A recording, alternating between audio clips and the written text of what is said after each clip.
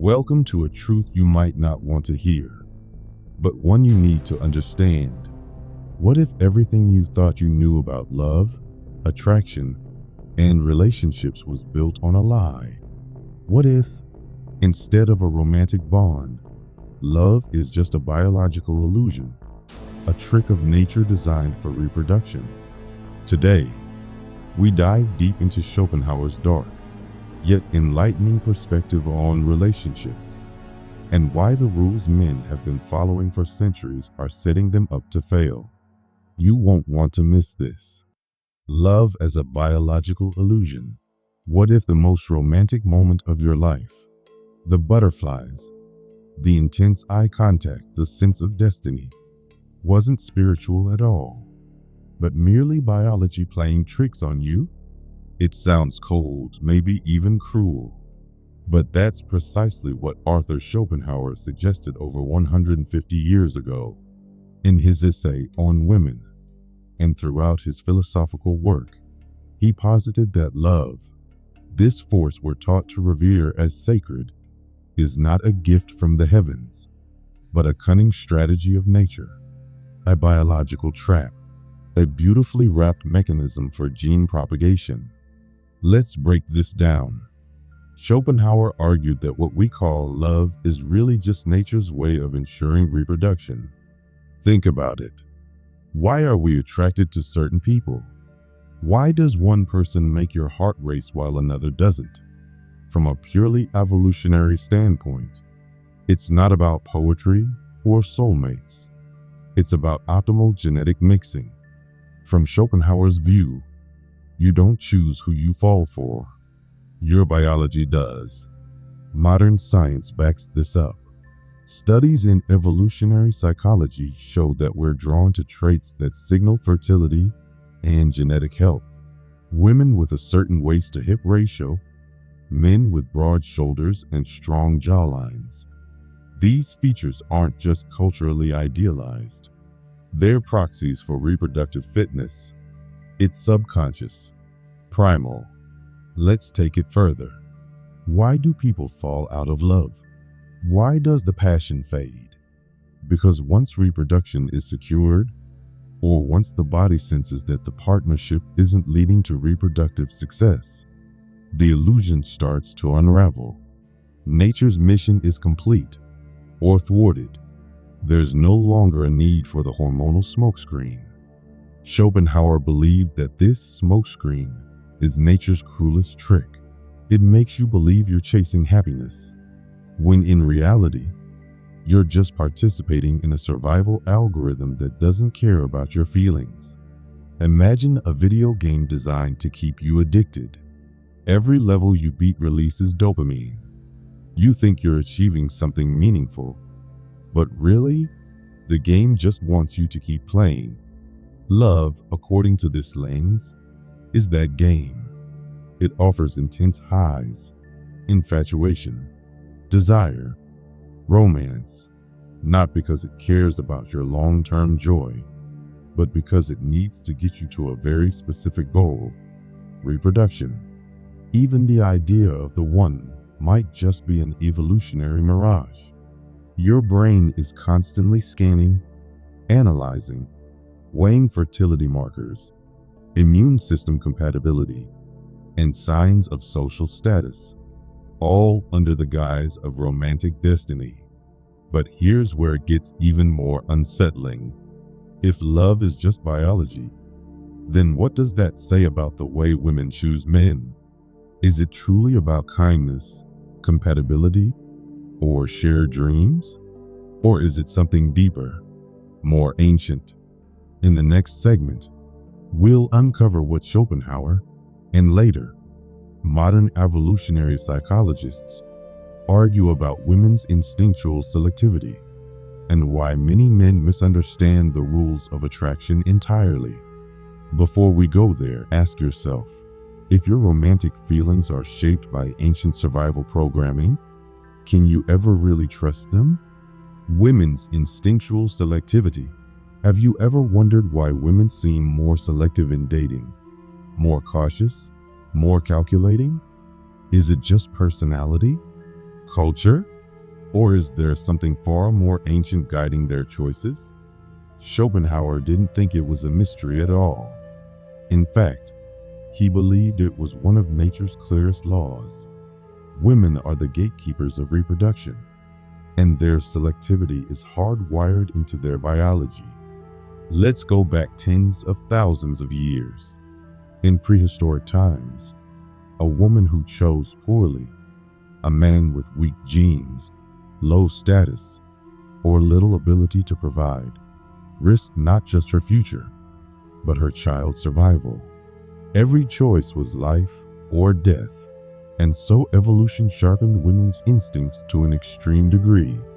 Schopenhauer claimed that women are not primarily attracted to virtue, fairness, or even love in the romantic sense. They're attracted to strength, security, and genetic superiority, traits that signal a man's ability to protect and provide. Modern science aligns with this. Evolutionary psychologists have identified consistent trends across cultures. Women tend to favor men with status, resources, confidence, and dominance, not because they're shallow or manipulative, but because their biology is making calculations in the background. And here's the kicker. These calculations aren't always logical. In fact, they're often instinctual and emotional, bypassing conscious reasoning altogether. Think about the trope of the bad boy. He's confident, unpredictable, and often dominant, traits that in the ancient world signal power and survival potential. Even if he's unreliable, he triggers something deep and automatic. Meanwhile, the dependable nice guy might seem emotionally available, but if he lacks the edge that signals strength or ambition, he often gets overlooked. Schopenhauer would say this isn't cruelty, it's programming. Women are wired to prioritize men who appear capable of domination and leadership. That doesn't mean abusive or cruel. It means competent, confident, and self-assured. Today's dating landscape is a paradox. On the surface, we claim to value emotional openness, equality, and vulnerability. But when it comes to primal attraction, that ancient script still runs in the background. A man can be kind, respectful, and deeply caring, but if he lacks assertiveness, direction, or strength of character, he's often invisible romantically. This is why so many men feel confused. They follow advice to be nice, open up emotionally, and suppress their assertiveness, only to be met with disinterest. This isn't about being fake or manipulative. It's about understanding the biological layer beneath human behavior. Women aren't doing this consciously. Attraction isn't a choice. It's a reaction. Now, what happens when that instinctual chase ends? When the man is won, the relationship secured? According to Schopenhauer, something strange happens. The thrill disappears. And that's where we encounter what he calls the tragedy of possession. So here's a question for the modern man. Are you trying to win love with loyalty and affection, while ignoring the primal rules that govern desire? The tragedy of possession. Why do some relationships feel electric at the beginning, only to fizzle out once commitment is secured? Why does passion often die just when stability begins? Schopenhauer saw this not as a bug in human relationships, but as a feature. He called it the tragedy of possession. The idea is simple, yet unsettling. What we chase with intensity, we often devalue once attained. And in romantic dynamics, this plays out with brutal clarity. Let's revisit the evolutionary lens. When a woman is drawn to a man, it's often because he exudes strength, independence, and challenge. He has frame. He doesn't chase. He's a puzzle to be solved, a prize to be won. This mystery creates emotional tension, which fuels attraction. But once she has him, once he becomes emotionally dependent, overly available, or excessively validating, something shifts. The value perception changes. The thrill of the chase vanishes, and with it, the primal desire. Schopenhauer believed this dynamic is rooted in nature itself. Once a man is possessed, he no longer signals genetic superiority or emotional dominance. He becomes predictable, emotionally malleable, and worse, needy. And neediness is the death knell of attraction. Modern psychology affirms this idea. Research shows that women tend to lose interest faster in long-term relationships when novelty, challenge, and sexual polarity fade. This isn't malicious or shallow. It's biological economics. Human attraction thrives on tension, not certainty. Imagine a luxury car that someone worked years to afford. At first, every drive feels like a thrill, but after a while, it's just another vehicle in the driveway. The excitement diminishes. Why? Because the mind craves novelty and challenge. It adapts quickly, and what was once extraordinary becomes ordinary. In relationships, the same principle applies. Once emotional possession occurs, when the man no longer maintains his edge, mission, or masculine polarity, the woman's subconscious begins to disengage, not because she stopped caring, but because nature designed her to desire upward, towards strength, not submission.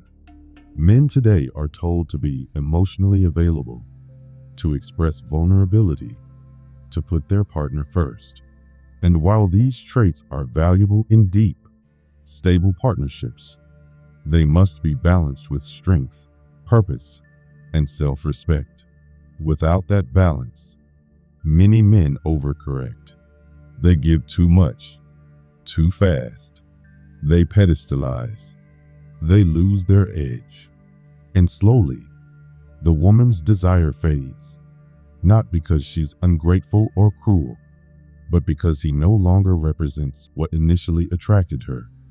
A man grounded in his mission, not her approval. Schopenhauer would say, the moment a man becomes her possession, he loses his value. You've seen this story before. The man who once held his own, who was confident and self-possessed, begins to orbit her emotionally. He cancels plans, ignores his goals, and revolves his life around her. At first, she's flattered, then confused, then distant. By the time he realizes what's happening, it's too late. The dynamic has shifted. He became a giver without boundaries, and she became a receiver without admiration. So if men are punished for being too devoted, yet judged for being too distant, where does that leave them? This takes us to the modern man's paradox, a reality where he's expected to be emotionally open, yet attractive only when dominant. A world that shames masculinity, but still rewards its rawest traits. Are modern men being set up to fail in a game whose rules they're not even allowed to question? The modern man's dilemma. Why is it that when a man follows modern advice, be vulnerable, give endlessly, express emotions, he often ends up feeling used, rejected, or invisible? Welcome to the modern man's dilemma, a psychological double bind where traditional masculinity is criticized, yet deeply masculine traits remain the core drivers of female attraction. Men are told to open up, but punished when they lose their edge. Let's be honest. Modern culture is in conflict with itself. On one hand, men are told to be emotionally expressive, nurturing, and egalitarian. On the other, the dating world still rewards dominance, status, mystery, and stoicism. These aren't just observations, they're backed by data. Consider dating apps. Studies show that the top 10% of men receive nearly 80% of female attention. What do these men tend to display? Confidence, physical fitness, ambition, classic dominance traits. Meanwhile, average men, despite being kind, emotionally generous, or loyal, often go unnoticed. This isn't bitterness, it's biology. Women are still wired to seek men who appear capable of leading, protecting, and thriving. The environment may have changed, but our DNA hasn't. Now pair that with a society that constantly tells men to be less, be softer, be more accommodating, suppress assertiveness, deconstruct your masculinity. The result? A generation of men caught in an impossible contradiction. Be vulnerable, but not unattractive. Be emotional, but not weak. Be giving, but not spineless. Be respectful, but not boring. It's like telling a lion to purr like a kitten, then wondering why the jungle no longer respects him. Schopenhauer might not have used those exact words, but the core idea fits his critique. He believed that men who forget their natural roles, their instinct for strength, independence, and mastery, become easily manipulated. Not because women are villains, but because nature does not reward submission in the realm of mating. We've all seen the guy who sacrifices everything for validation. He buys gifts, bends over backward, showers attention, all in hopes of winning love. At first, he might be appreciated, but slowly, that appreciation curdles into contempt. She pulls away. He clings harder. She leaves. He's left confused. Why? Because he broke the ancient code. He became the pursuer, not the prize. He made his life about her, rather than about his mission. And in doing so, he violated one of the deepest laws of attraction. Those who chase are rarely chased. This paradox is particularly brutal for self-aware men, those trying to grow, improve, and do the right thing. They hear one message from society, but experience a completely different reality in their relationships. Schopenhauer offers no easy comfort. He simply lifts the veil and exposes the machinery behind our romantic illusions. And in doing so, he provides men with a bitter pill, but one that, once swallowed, can free them from years of confusion and heartache. But now we must ask, if the modern man is being pulled in two directions, and if conventional advice leads to weakness, then how do women actually hold power? It's subtler than you think. It's not brute force. It's not coercion. It's emotional influence, the quiet, often invisible hand that shapes male behavior without a single command. Can you recognize when your actions are truly yours, or when they've been shaped by subtle emotional incentives? Female emotional influence and power dynamics.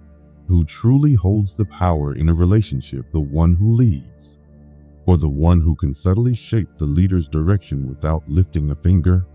While men have historically held overt power in society, Schopenhauer, and many thinkers after him, argued that women wield an equally potent force, emotional influence, not through direct confrontation, but through intuition, indirect communication, and strategic vulnerability.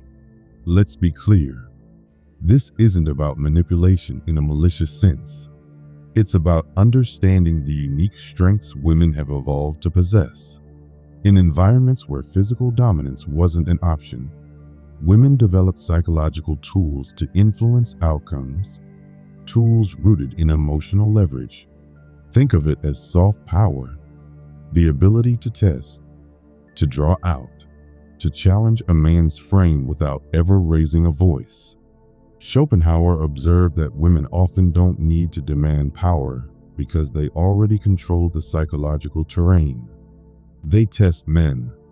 They screen for strength.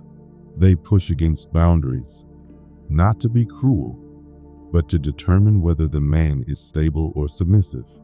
In modern terms, this is what dating coaches call shit tests. They're small provocations meant to see how a man responds. Does he get flustered, over-explain, become defensive, or does he maintain calm confidence? Every test is a question. Are you as strong as you appear, or are you pretending? Consider a scene we've all witnessed. A woman questions her man's priorities. Why are you working so late? At first glance, it's a concern. But underneath, there might be something else. A test of his mission. Does he cave and apologize? Or does he reaffirm his purpose and include her in it? The most grounded men don't get rattled. They don't shift their core for approval. And paradoxically, this non-reactivity increases a woman's respect and attraction. Not because she wants to control him, but because her biology is asking, can he protect and lead, even when challenged by me? Women may not think about this consciously, but their emotional intelligence, finely tuned through evolution, gives them an edge in shaping male behavior.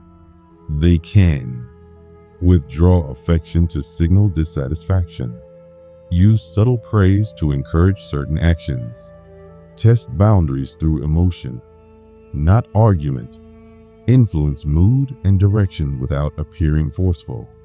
This doesn't make them manipulative. It makes them adaptive. It's a survival skill, a way to ensure they align themselves with men who are capable and emotionally self-sufficient, not easily swayed or needy.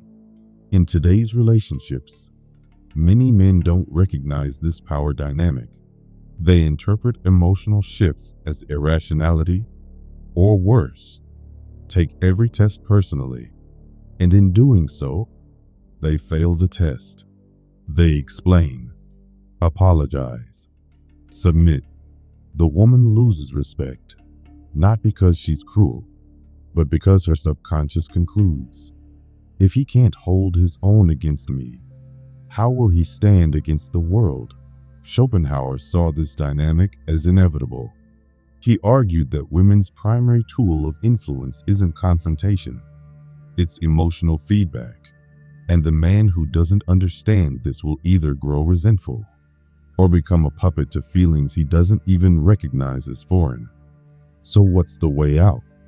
How does a man avoid becoming reactive, confused, or resentful?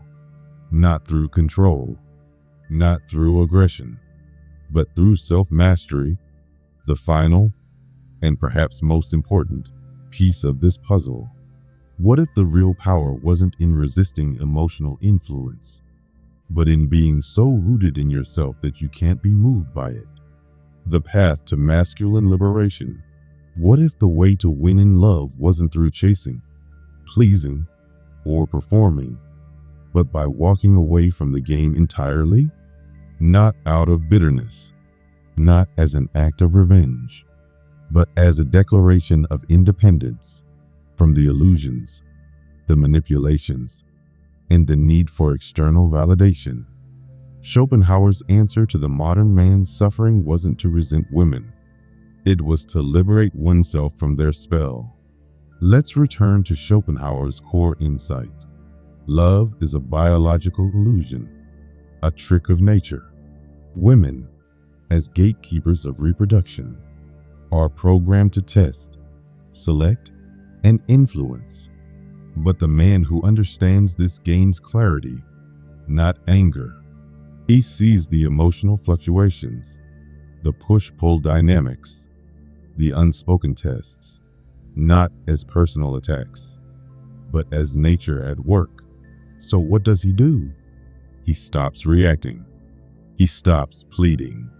He builds himself, because the only true way to escape the trap is through self-mastery.